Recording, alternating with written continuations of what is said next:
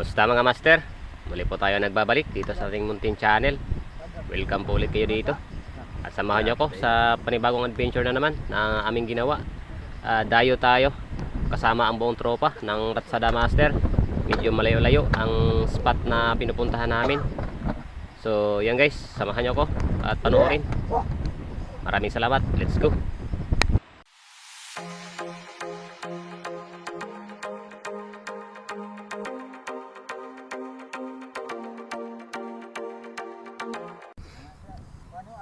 Naging palpak ang unang spot na target namin. Pagdating namin doon sa area ay napakalaki ng mga alon. Kaya nag-decide ang grupo na kumubli dito na sa kabilang side ng lugar. Kaya nakarating kami dito alas 11:30 na ng umaga. At nang makapagpahinga na yung iba, naghahanda na rin sila para makapagsisid para sa pang-ulam mamaya sa hapunan. Diyan kami magdadive mamaya mga master. Ayan, dito lang sa tapat ng pinagkampuhan namin.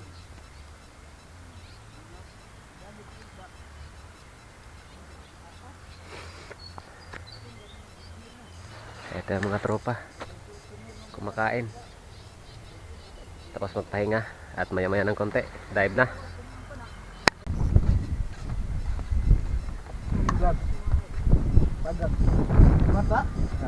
Gloves tayo no.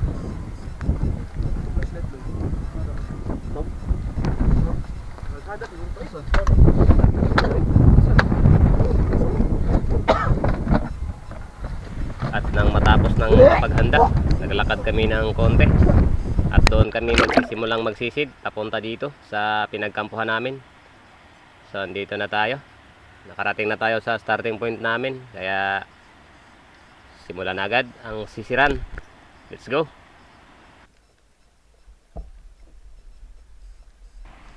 Malinaw ang unang sisid namin. At sana ganun din ito sa may bandang malalim para makapamana tayo ng maayos. Bali 7 kaming lahat ngayon. Na iwan sa kampo yung isa dahil siya na rin ang magbabantay sa mga gamit doon.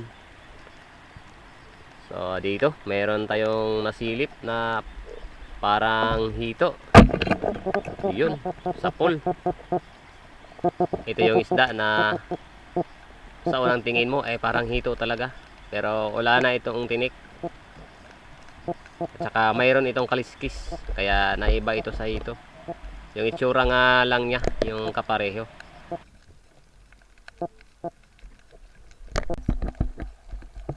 Dito naman merong bigla ang nagpakita, isang pusit.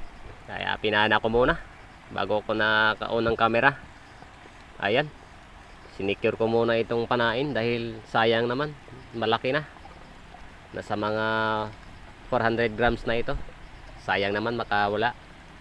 So yun, ito ang unang pusit sa dive na ito.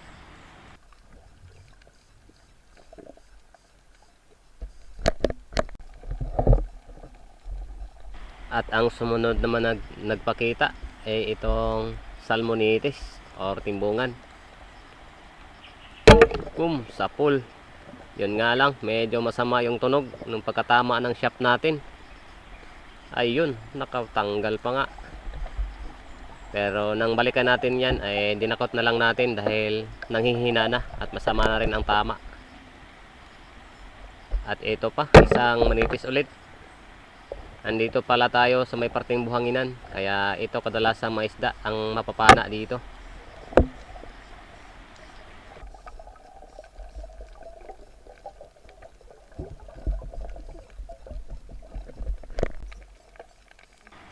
Ito naman, isang solid ang nagpakita, pero medyo maliit pa siya. At sa unahan, merong surahan, kaya ito ang naging target natin. Yun. Sinunod ko muna para bumalagbag. Ayun, sapul. Nung mga nakaraang dive namin dito sa area na ito, napakaraming mga surahan na katulad dito. Pero ngayon bihira na lang dahil marami na rin ang namamana dito sa area na ito. So dito mga master, isang gapas-gapas naman ang ating nakita.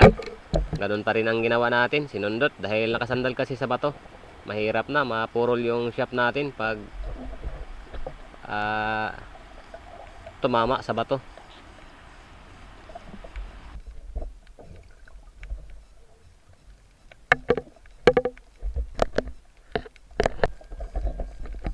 At ito, ang laki, biglang lumapit sa atin.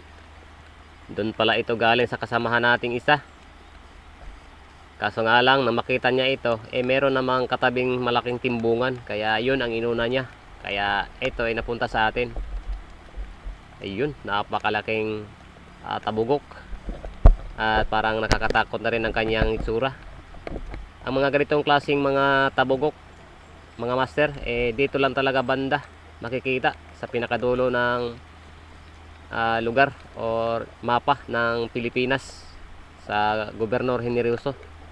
Dito ko lang ito nakikita. Doon sa lugar namin wala ito doon. Yun, ang hahaba ng mga galamay kaya medyo nakakatakot.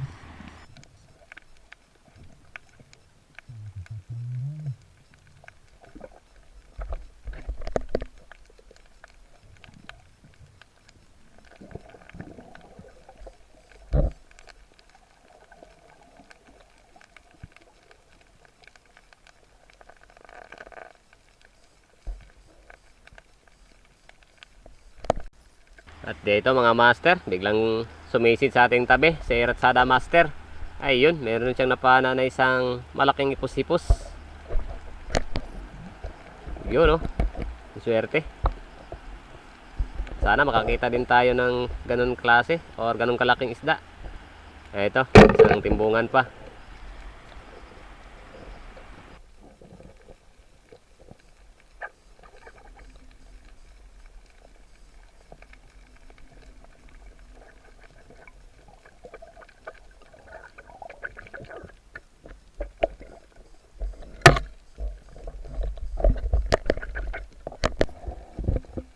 Dito sa pagsilip ko sa butas, meron akong nasilip na isda na malaki ang mata. Budlatan ito kung tawagin dito sa amin. Yun oh, sa pool. Stone shot, head shot.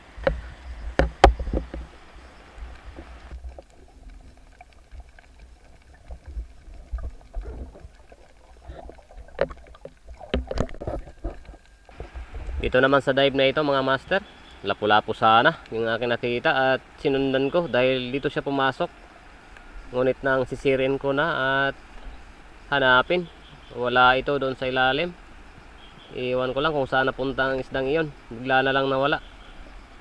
Kaya mapupunta tayo. Sayang yun. Malaki na sana. At sa next drop natin, ito, isang mulmul naman yung ating nakita.